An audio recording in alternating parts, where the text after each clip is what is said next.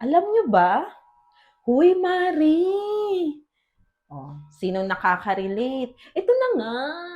Alam mo ba ang latest? Okay, so kung may nakaka-relate sa atin, tinatawag natin yung Marites.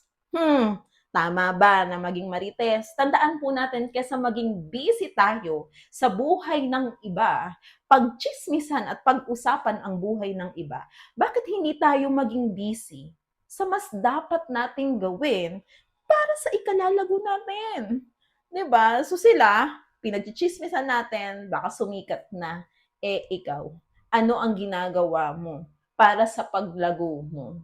Okay? At tandaan natin, ang chismis ay hindi maganda at yan po ay kasalanan.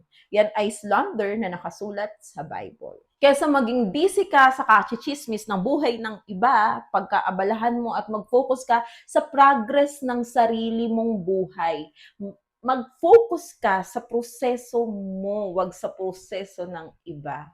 Tandaan natin, kanya-kanya tayo ng proseso, pero ang mahalaga, sa kanya-kanyang proseso na ito, alam natin na merong nag-guide sa atin, ha?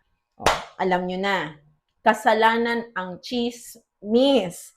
Kaya naman, i-share mo to sa iyong kamag-anak, kachismosahan, kachikahan, I mean, i-share mo to sa kaibigan mo na alam mong panay chismis at buhay ng iba ang pinagkakaabalahan.